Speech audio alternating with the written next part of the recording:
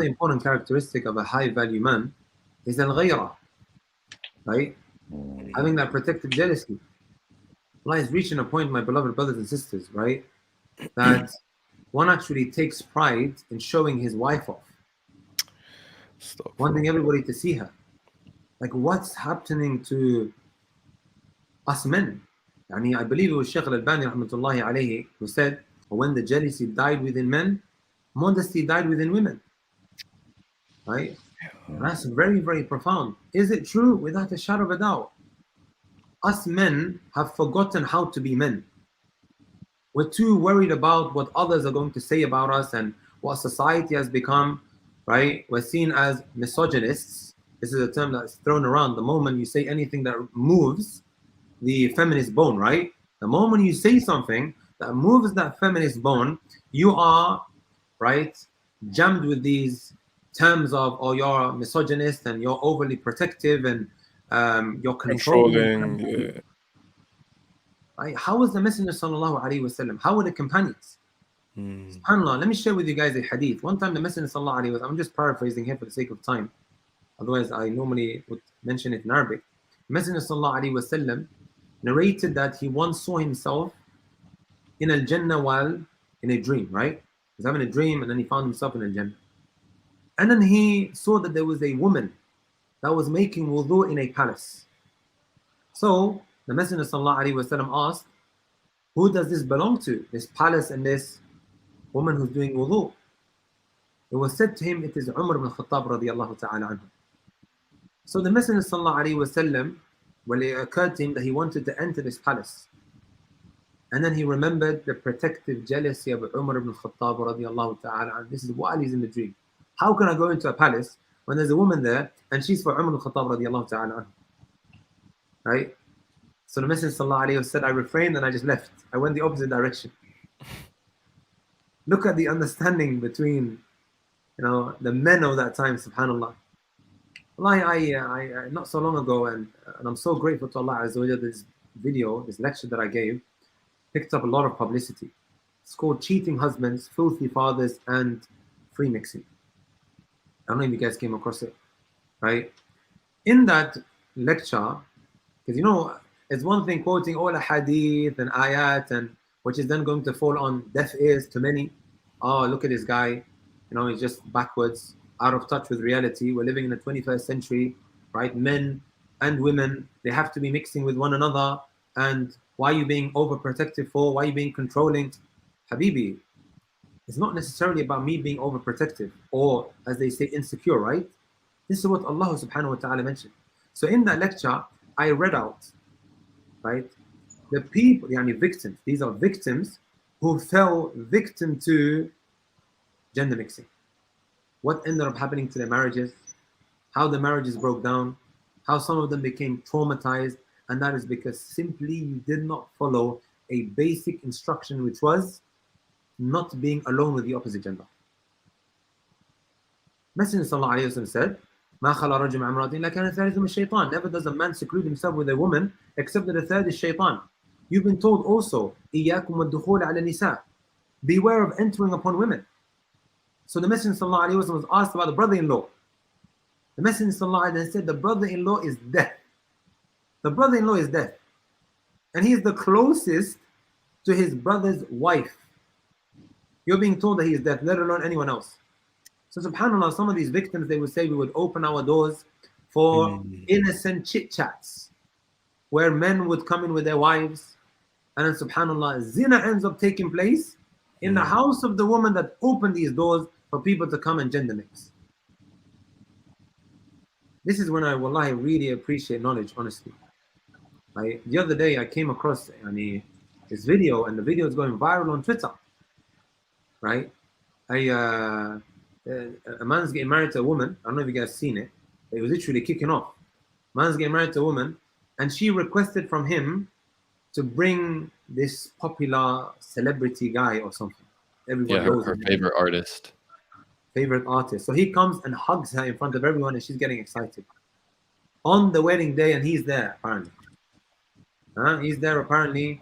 I don't know whether he was clapping his hands, no one oppressed him. But from what people were saying, oh, this guy is watching, enjoying his wife being hugged by her favorite artist. So my question to you is, where do you think this cuck fetish started at? Like, where do you think this came from? Because I don't want to say it's a new thing, because I've even growing up, I was born in the 90s, but even growing up, we've seen that every now and then. Some guys were like that, but there's an overwhelming amount of men, majority of modern men living in the West today are like that. They're youth. Where do you think this come from? Yeah, so you use the term the youth, which basically means هو الذي يقر الفاحشة بأهله. He is somebody that allows evil to take place with his women folk. Just bear Mhm. with me 1 second. Lights Yeah, just no gone off. worries. Just you can خلاص fix okay. that. Yeah, طيب, it's back again. Yeah. I think it's one of those sensitive lights. طيب. Somebody who, doesn't have a problem with you hugging his wife or hugging his sister, doesn't have absolutely no issues whatsoever. I think we can maybe narrow it down to 2 reasons. The first reason is, right, brothers, when the people stop speaking about that which the truth is, you will see the opposite taking a stronghold.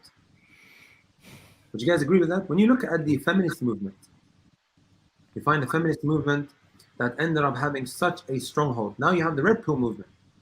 Well, not everything that they say is actually wrong.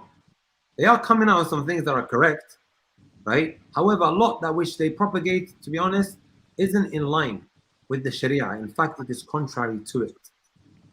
So you have a type of batil, a type of falsehood that is pretty widespread.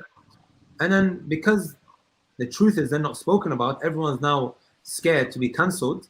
You see some other nonsense that is going to come out to counter that. Do you guys agree with that? 100%. This has happened in ancient times as well. Now, when you look at the whole LGBTQ movement, that's actually become my favorite topic over the last month or so, right? Wherever I go, I speak about it, right? It is reaching a point, brothers and sisters, that one feels embarrassed. He feels embarrassed to say his gender. He's asked about, oh, what is your gender? Are you straight? Are you not? The guy thinks thrice of what he should say. He's absolutely petrified to speak about his gender. How has it come to that? Well, he's thinking to himself, oh, what's the agenda? Am I going to get cancelled? This, that. Nobody knows what they can actually say, right? People don't even know what they can actually say. People don't even know that I could actually hold on to my morals and my values and I can be vocal about it. Many don't know. And I put that down to the truth not being propagated. And because of that, you will see the opposite taking a stronghold. Even Subhanallah Ibn Qayyim rahmatullahi alayhi, he mentioned, فَإِذَا قَوِيَتِ الْبِدْعَةِ, or the opposite in fact, فَإِذَا ضَعُفَتِ السُنَّةِ قَوِيَتِ الْبِدْعَةِ. When the sunnah becomes weak, the bid'ah, the opposite of that, the innovations, they will start becoming what? Stronger. And we could say that about anything. He is speaking about the sunnah and the bid'ah. I could be what?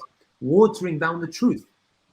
And I heard, subhanAllah, this is exactly what happened in America. You had some of the leading figures coming out saying that, we agree with same-sex marriages. ماذا? We agree with same-sex marriages politically, but we disagree with it morally. You have people listening to this. What do you want them to take away from this? Well, like some of the Americans, they say to me, you'll walk through a university campus and you will struggle to find a hijabi who's not wearing LGBTQ rainbow colors on her chest. You will struggle to find it. Why do you think that is? Why do you think that is? Can we put it down to there not being enough people to propagate that which is the truth, according to that which is right? Not being firm with their positions? You will see the opposite taking a stronghold. And also, subhanAllah, the fact that there was a lot of these fear-mongering tactics that were used. Anybody who uses certain terms, feminists will come out on him and completely annihilate him. And to some degree, that guy, Tate, Taymiyyah, he put them in their place, right? He actually completely shut them down. And of course, not everything that he says is actually wrong.